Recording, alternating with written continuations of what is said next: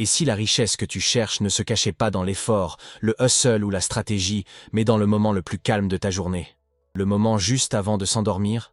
Neville Goddard appelait ça la porte sacrée. C'est la dernière pensée que tu laisses avant de te laisser aller à l'inconscience. Cette seule pensée, cette dernière empreinte émotionnelle, devient la graine d'où demain grandit en silence.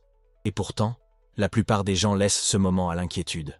Douter, à des calculs angoissants, au rejeu mental des factures impayées, des occasions manquées ou de l'illusion qu'elles sont encore derrière. T'as pas tort de faire ça. Personne ne t'a dit à quel point ce moment est vraiment puissant. Mais maintenant, t'es là. Et ça me dit que ton âme est prête à se souvenir. Pendant la journée, c'est ton esprit conscient qui gère tout. Il est occupé, sceptique et souvent un peu flippé. Mais quand tu te couches le soir, il y a quelque chose qui s'ouvre. Bruce Lipton, biologiste et penseur du monde invisible, nous rappelle que pendant le sommeil, ton cerveau change de fréquence. Tes défenses s'adoucissent. Et ton subconscient, le vrai architecte de ta réalité, devient réceptif comme une terre fertile qui attend des instructions. Ça ne se dispute pas. Ça analyse pas. Elle accepte n'importe quelle vérité émotionnelle que tu lui proposes. C'est pour ça que le sommeil, c'est pas juste du repos. C'est une reprogrammation. Pense à la dernière fois où tu t'es endormi en repassant tout ce qui n'a pas marché. Ou alors à planifier comment réparer ta vie demain. Ou alors, tu doutes que ce voyage de manifestation fonctionne pour toi. C'était pas neutre ça. C'était de la création pure. Chaque nuit, ton subconscient écoute. Chaque mot que tu répètes, chaque sentiment que tu nourris, ça devient un script qui tourne en silence pendant que tu rêves. Et si ce script est plein de manque, de peur ou d'attente, tu te réveilles dans la même vie que tu essaies de fuir. Mais voici le truc magique. Si tu lui proposes une nouvelle histoire, une histoire de certitude, d'abondance et de richesse intérieure profonde, le monde dans lequel tu te réveilles commence à se transformer. Parce que tu n'espères plus seulement. Tu assumes. Et l'Assomption, comme Neville l'enseignait, c'est le pont entre l'imagination et la réalité. Ce que tu vas apprendre, c'est pas sur le sommeil. C'est une question de souveraineté. Question de récupérer les dernières minutes de ta journée et de les utiliser pour planter de nouveaux plans dans le champ des possibilités infinies. C'est pas juste un vœu pieux. C'est la science du subconscient et la spiritualité de la création de soi, fusionnées en un rituel nocturne de pouvoir. Ce soir, tu vas pas juste dormir. Tu vas répéter la richesse. Dis-le. Ressens-le. Installe-le. Jusqu'à ce que ton subconscient ne se souvienne plus de la pauvreté comme ton identité. Jusqu'à ce que ton corps commence à réagir à l'argent comme à quelque chose de familier. Jusqu'à ce que ton champ énergétique te chuchote « Je l'ai déjà ». Et la réalité répond « Soit ». L'esprit peut oublier. Mais le subconscient, lui, se souvient. Et maintenant, il est temps de lui donner quelque chose de nouveau à retenir. On commence. La plupart des gens voient le sommeil comme un interrupteur, une pause dans le chaos, un moment de répit dans leur quête de quelque chose de mieux. Mais pour ceux qui comprennent les lois invisibles, le sommeil n'est pas une pause, c'est une participation. C'est de la création en silence. C'est là que ton monde intérieur réécrit le scénario de ta vie extérieure. Neville Goddard appelait le sommeil le grand atelier de la création, parce qu'il savait quelque chose que la plupart des gens ne prennent jamais le temps de considérer.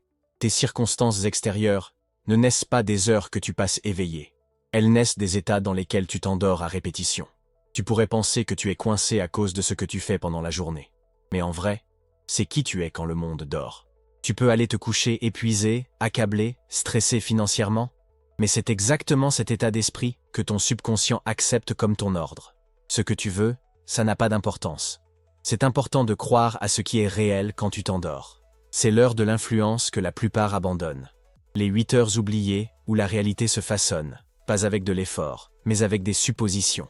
Et si, au lieu de rejouer tes peurs et tes trucs inachevés la nuit, tu finissais la journée en répétant ton toit riche, pas comme de la fantaisie, mais comme un fait. Et si la dernière pensée avant de s'endormir était une pensée de sérénité, de confiance et de richesse intérieure?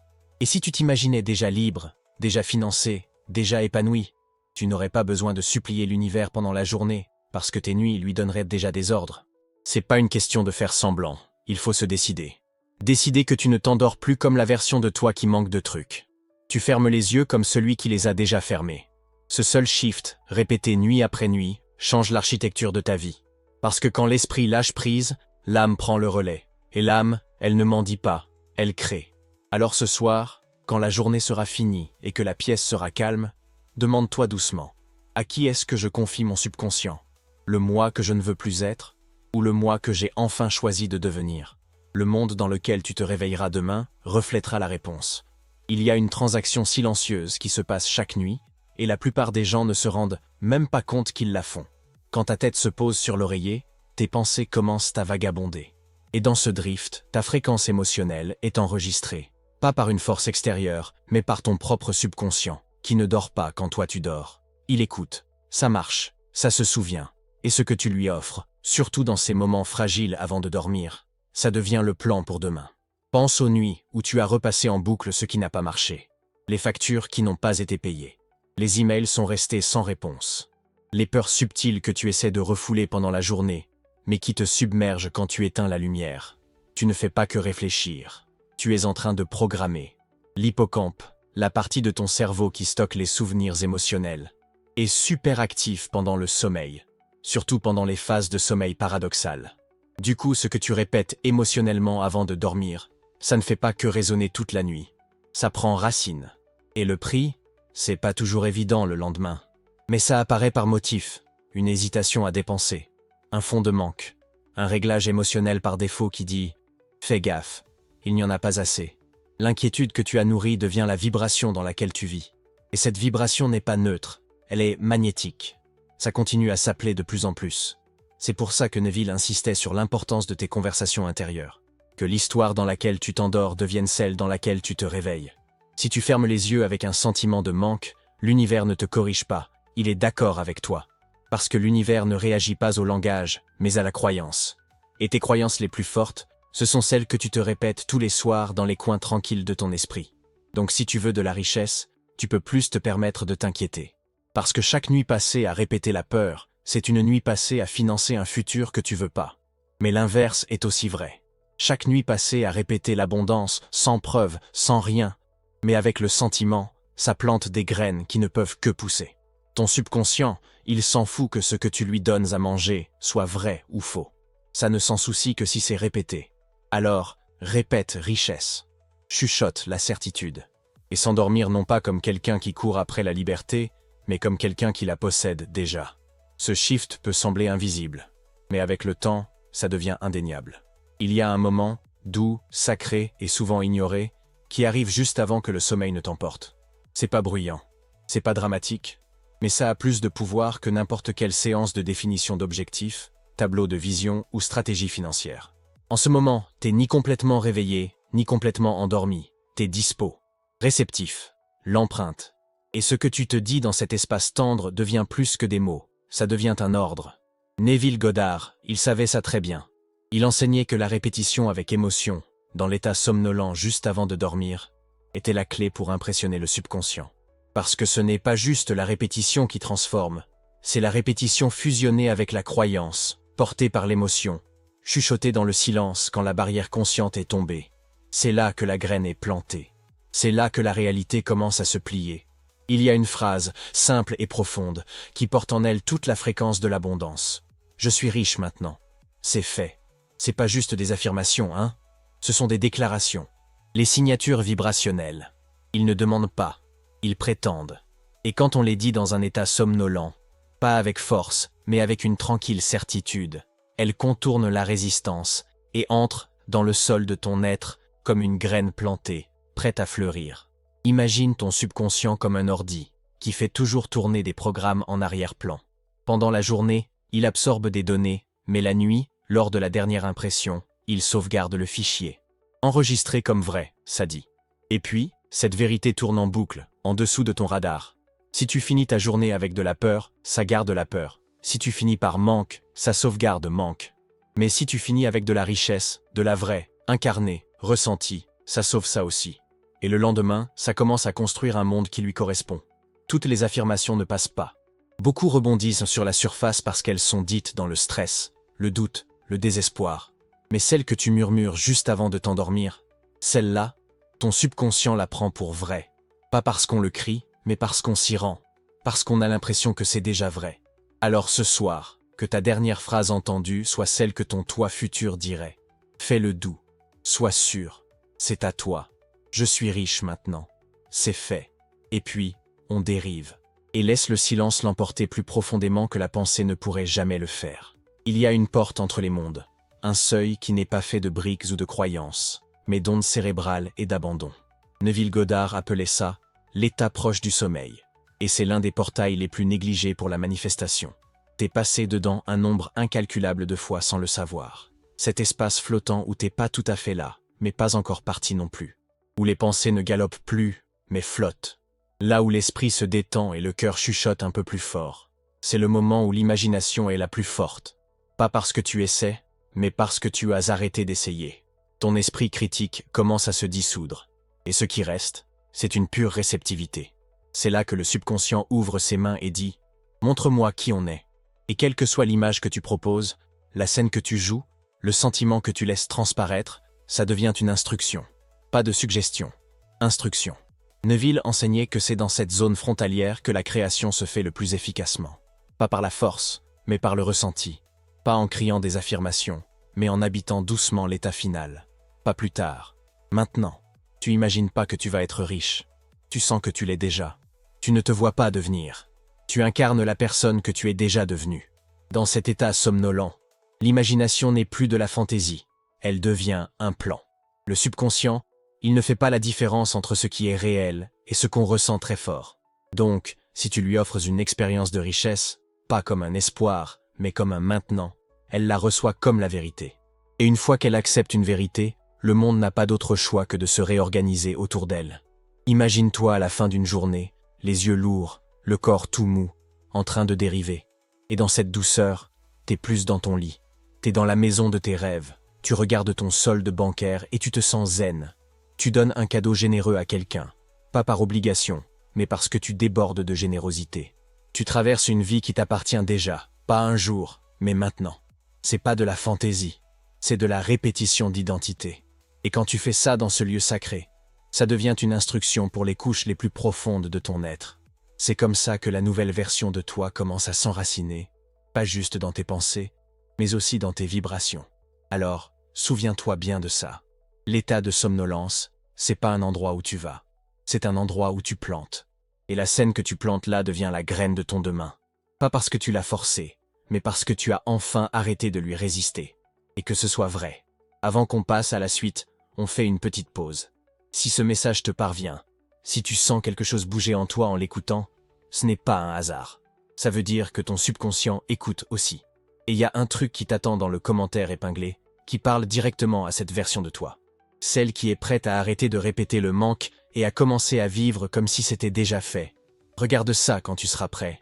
Parfois, la plus petite décision ouvre la porte la plus discrète. Bon, on continue. Fais gaffe à la programmation bruit de fond.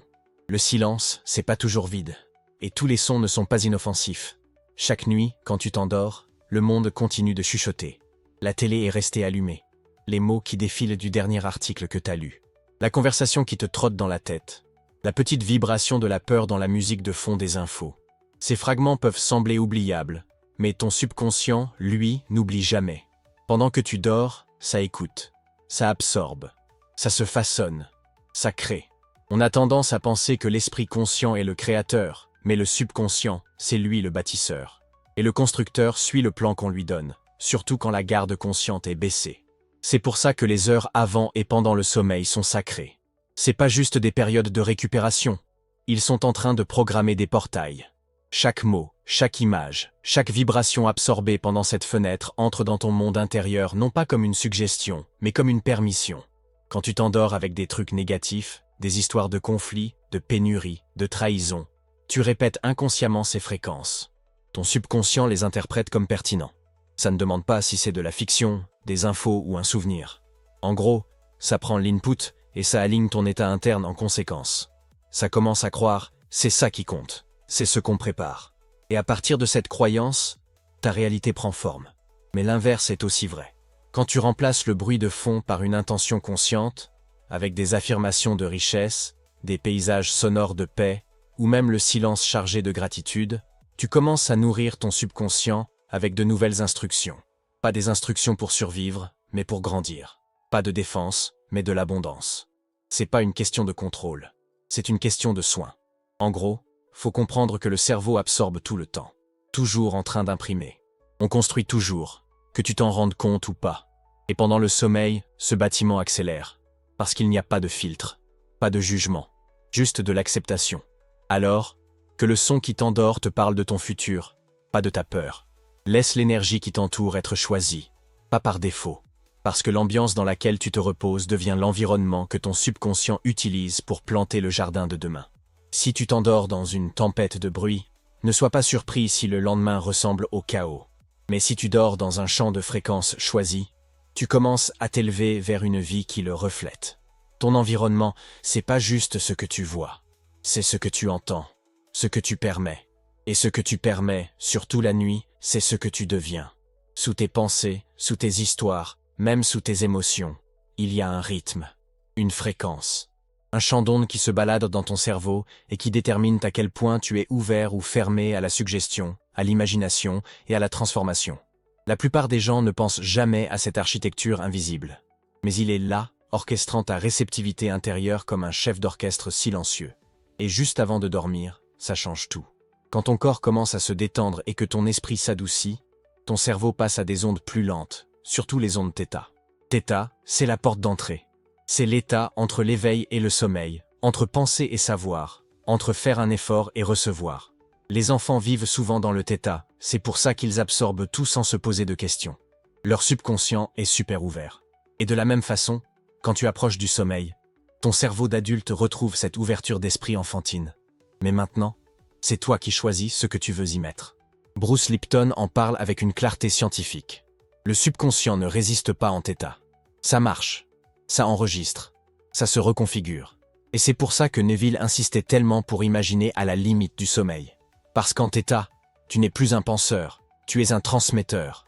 Ce que tu ressens devient une fréquence. Et la fréquence devient une instruction. Si tu t'endors en ayant peur, en stressant ou en manquant de quelque chose, les ondes θ ne te protègent pas. Il le transmet. Ça envoie le message. Voilà qui je suis. Et ce message commence à façonner ton comportement, ton énergie, tes choix, même ton corps. Mais quand tu utilises cette fenêtre pour ressentir l'abondance, pour te concentrer sur la gratitude, pour imaginer une scène de facilité financière, tu ne fais pas que rêver. T'es en train de calibrer. On réinitialise. J'envoie de nouvelles instructions dans ton champ énergétique. L'erreur, c'est de penser que ce moment est passif. C'est pas ça. C'est un silence créatif. Un silence qui en dit plus que toutes les pensées. Un silence qui apprend au corps ce que l'esprit n'arrive pas encore à croire. Et c'est de cet état que les miracles semblent surgir. Mais ce ne sont pas des miracles. Ce sont des réponses à un nouveau signal. Et le signal, c'est toi. Si tu rates cette fenêtre, tu vas continuer à rejouer le vieux signal, celui qui est façonné par la survie, le doute et les limites. Mais entre-y consciemment, et tu entres dans le labo quantique où ton futur se répète à voix basse, pas dans le bruit. T'as pas besoin de forcer pour devenir riche. Faut que tu te mettes dans l'état d'esprit où la richesse devient naturelle. Et θ, c'est pas hors de portée. Ça arrive toutes les nuits. La question c'est, qu'est-ce que tu en fais? Quelle histoire tu lui laisses porter? Parce qu'une fois qu'elle l'a fait, elle n'oublie pas. Ça se construit. Et le monde commence à faire écho à ce que tu as murmuré au bord du sommeil. Il y a une lourdeur qui s'installe dans beaucoup de cœurs la nuit. Le poids des factures impayées. L'écho des obligations financières qui attendent en silence. L'esprit commence à calculer, à comparer, à avoir peur. Et souvent, les gens s'endorment avec ces chiffres comme des pierres sur la poitrine. Mais ce qu'on comprend rarement, c'est que ce rituel de s'inquiéter est en fait une forme de programmation. Tu es en train de dire à ton subconscient de multiplier le manque, de répéter la pénurie, de faire en sorte que demain soit le miroir d'aujourd'hui. Neville Goddard nous rappelait que l'imagination crée la réalité. Ce que tu acceptes avant de dormir, c'est la graine de ton monde éveillé. Si tu t'endors en répétant ton anxiété, cette anxiété est rejouée dans le théâtre de ton subconscient et ensuite mise en scène dans ta vie extérieure. La facture, c'est plus juste du papier. Ça devient une identité. Ça murmure, t'es en retard, t'es coincé. Et quand cette identité est emmenée dans le sommeil, elle ne se dissout pas. Ça renforce. Mais il y a un revirement, un choix plus élevé, qui change tout. Et si la facture n'était pas un symbole de dette, mais de circulation? Et si c'était la preuve que l'énergie a traversé toi, et qu'elle peut revenir multipliée? Au lieu de voir ça comme une preuve de manque, vois ça comme une preuve de mouvement. Comme si chaque paiement était une graine plantée, destinée à revenir comme une récolte. C'est pas du déni, c'est une redéfinition. Ça prend l'image qui représentait la peur et la transforme en messager de la richesse. Quand tu fermes les yeux le soir, le rituel devient simple. Au lieu de compter ce qui manque, tu sens ce qui revient. Au lieu de te recroqueviller devant l'image de la facture, tu t'ouvres à la gratitude pour la circulation qu'elle représente. À ce moment-là, tu arrêtes d'être une victime des chiffres et tu deviens l'auteur du sens. Et le sens, quand il est imprimé dans le subconscient, devient la réalité. La science confirme ce que les mystiques ont toujours su. Le subconscient ne fait pas la différence entre l'imagination et la réalité. Il ne répond qu'à la répétition, au ressenti, aux symboles que tu lui imprègnes. Du coup, quand tu transformes la peur en foi, le manque en circulation, le même billet qui t'enchaînait avant commence à te libérer. Parce qu'elle ne programme plus la pauvreté, elle programme l'abondance. Que chaque nuit soit une réécriture. Fais en sorte que chaque peur soit inversée avant que le sommeil ne l'emmène plus loin. Et bientôt, ton monde extérieur commencera à faire écho à une vérité que tu as déjà répétée. La richesse, ce n'est pas quelque chose que tu poursuis, c'est quelque chose que tu es. Que même face à l'obligation, tu es libre. L'argent ne te définit pas, il te répond. Et quand tu t'endors en sachant ça, tu te réveilles dans un monde qui le sait aussi. Il y a une sorte d'agitation qu'aucun matelas ne peut calmer. Les tourments, les retournements, les questions qui s'emballent quand le corps a juste envie de silence. Et si ça marche pas? Et si je rate encore? Et si je n'arrivais jamais à sortir de ce schéma? Ce ne sont pas des chuchotements inoffensifs. Ce sont des graines. Et quand on les emmène dans le sommeil, elles s'enracinent dans la terre la plus profonde du subconscient. Le doute, quand on le ressasse la nuit, devient le saboteur silencieux de la richesse. Neville Goddard était super clair dans son enseignement. Persiste dans l'hypothèse, et elle se transformera en réalité. La persévérance, c'est pas une question de se forcer. C'est refuser de laisser le doute réécrire le scénario que tu as choisi. Mais pour beaucoup, la nuit devient le champ de bataille où de nouvelles hypothèses sont remises en question par de vieilles peurs. L'esprit commence à débattre, à s'ajuster, à affaiblir la scène vivante d'abondance déjà plantée. Et dans cet affaiblissement, le subconscient reçoit un message fracturé. Peut-être que c'est réel, peut-être que non. Mais le subconscient, lui, il aime pas la confusion. Ça s'épanouit dans la clarté. Imagine un constructeur qui reçoit un nouveau plan chaque nuit. Une nuit un manoir, la suivante une cabane, puis un palais, puis une ruine. Qu'est-ce qu'il pourrait construire avec des instructions qui changent tout le temps? C'est ça, le doute. Ça interrompt la construction. Ça laisse la maison de ta richesse inachevée. Et voilà. Tu te réveilles chaque jour dans la même vie à moitié construite, en te demandant pourquoi rien ne te semble complet. Mais la clarté, ça ne demande pas de se battre. Ça demande de se rendre. Une scène bien vivante, qu'on garde en tête avec émotion et qui nous suit même dans notre sommeil sans qu'on ait besoin de la modifier. Ça marque plus que 1000 images éparpillées qu'on analyse avec peur. Le subconscient, lui, n'a pas besoin de variété. Faut que ça soit constant. Il faut une seule vérité, répétée avec une conviction tranquille jusqu'à ce qu'elle soit acceptée comme un fait. Quand le doute te prend la nuit, la réponse n'est pas de te disputer avec lui. La réponse, c'est de retourner sur les lieux. Laisser une image, un état, un sentiment t'emporter vers le repos. Parce que quand tu le fais, le doute lâche prise. Ça se dissout, pas par la force, mais par la négligence. Et ce qui reste, c'est la foi. Pas comme un concept, mais comme une ambiance. La richesse, ça vient pas de pensées parfaites. Ça naît de la persévérance dans l'hypothèse. Chaque nuit, c'est une invitation à répéter une seule réalité, pas deux. S'endormir dans une scène tellement claire, tellement cohérente, que le subconscient ne peut plus faire la différence entre rêve et réalité. Et quand ça arrive, le monde extérieur commence à refléter la certitude qu'on a en nous. Le doute peut pas saboter ce qui a déjà été accepté comme réel. Il y a une force tranquille dans la répétition. C'est pas la répétition de mots vides, mais la répétition de l'identité, répétée soir après soir jusqu'à ce qu'elle devienne indéniable. Un jour, quelqu'un m'a raconté qu'il se battait avec les mêmes problèmes depuis des années. Il bossait comme un dingue, il se sentait invisible, et il vivait comme si la richesse était toujours presque là, mais ne venait jamais vraiment. Ils lisent des bouquins, ils ont fait des affirmations, mais quelque chose a changé seulement quand ils ont découvert le secret du sommeil. Au lieu de s'endormir dans la peur, ils ont commencé à saturer leur nuit de prospérité. Pas en forçant à croire, mais en y habitant doucement. Ils ont écouté des affirmations pendant que leur corps se détendait. Pas comme des ordres, mais comme des vérités chuchotées au cœur. Ils imaginaient arriver au boulot non pas avec appréhension, mais avec fierté. Ils ont répété le sentiment de recevoir une reconnaissance, d'entendre des mots d'appréciation, de voir leur salaire augmenter.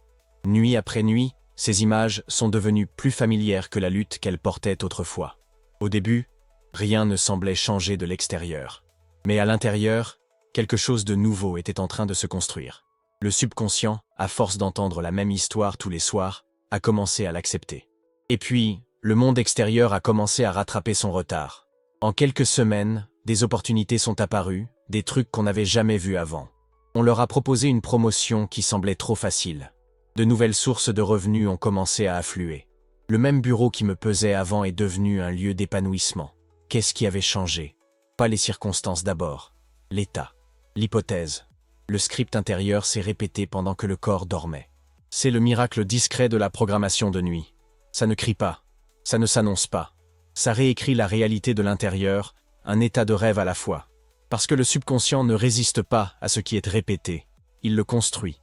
Et quand ça se nourrit de richesse, ça commence à se construire une vie de richesse, même si la surface a l'air encore calme. L'histoire est pas rare. C'est accessible à tous ceux qui sont prêts à donner une nouvelle identité à leur subconscient au bord du sommeil. Pour arrêter de répéter le manque d'hier et commencer à répéter la certitude de demain. Pas une seule fois. Pas de temps en temps.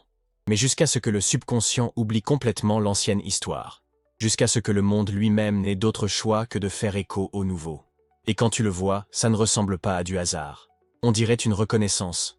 Comme si la vie rattrapait enfin ce que tu as toujours su être vrai. La richesse n'attendait jamais d'arriver. Il attendait qu'on le prenne en charge. Il y a un moment, juste avant que le corps ne se rende au sommeil, où le cœur écoute plus que l'esprit. La journée a commencé à se calmer. Le bruit s'est calmé. Et dans ce silence, ce que tu ressens devient beaucoup plus important que ce que tu penses. C'est le moment de sceller ta réalité, pas avec de l'effort, mais avec de la gratitude. Neville Goddard enseignait que la gratitude, ce n'est pas une réaction à quelque chose qu'on a déjà reçu. C'est la preuve qu'on croit à l'invisible. Remercier avant que la manifestation n'apparaisse, c'est déclarer « c'est déjà à moi ». Ça ne demande pas. C'est confirmé. Et le subconscient, toujours à l'écoute, n'a pas besoin de preuves, ça demande de l'émotion. Quand tu t'endors en murmurant merci, pas pour ce qui pourrait arriver, mais pour ce qui est déjà là, tu imprimes ton affirmation dans les couches les plus profondes de ton identité. La gratitude, quand on la ressent dans son corps, ça change la chimie du cerveau. Ça baisse la résistance. Ça ouvre le cœur. Ça te sort de la séparation et te met en phase. Et quand tu t'endors dans cet état, le subconscient ne se pose pas de questions. Elle l'accepte. Ça dit, c'est qui on est maintenant. Et à partir de là, ta réalité commence à s'organiser autour de cette vérité. C'est pas un rituel de répétition, ça. C'est un rituel de reconnaissance. Pas des mots mécaniques, mais une certitude ressentie. Un merci discret murmuré dans le noir. Un merci qui appartient à la version de toi qui n'attend plus, qui n'a plus besoin de preuves. Qui sait que la gratitude, c'est la dernière signature sur le contrat énergétique de la manifestation? Alors que la nuit tombe et que ton corps commence à se relâcher, sans la richesse, comme si elle était déjà là. Ton dernier souffle de la journée. Que ce soit un souffle de gratitude, pas parce que tu essaies de manifester quelque chose, mais parce que tu l'as déjà. Que les mots soient doux, qu'ils soient sincères. Et puis, lâche prise. Que le sommeil les emmène là où la logique ne peut pas aller. Dans le domaine de la création. Au plus profond de ton subconscient. Dans la dimension où la richesse n'est pas un but, mais un miroir. T'as pas besoin de redemander.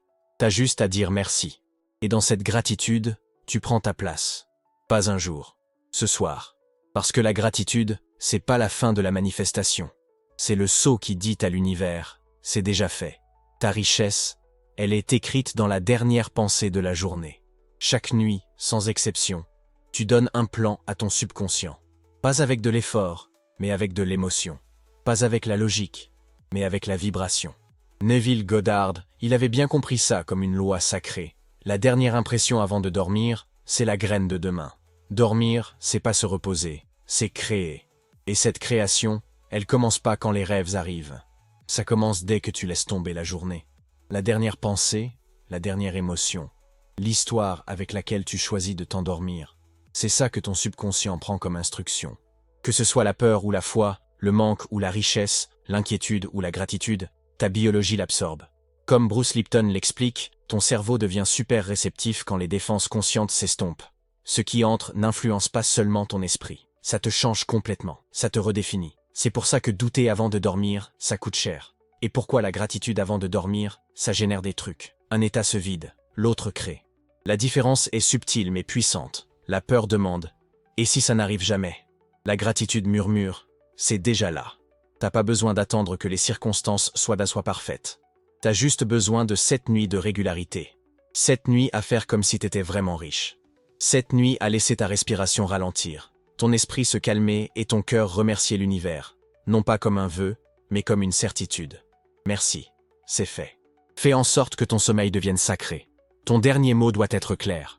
Laisse ton imagination parler plus fort que tes peurs. Parce que le monde dans lequel tu te réveilles n'est pas aléatoire. C'est le reflet de ce que t'as répété en silence. Tu ne t'endors pas en tant que la version de toi qui espère. Tu t'endors alors que la version de toi qui sait.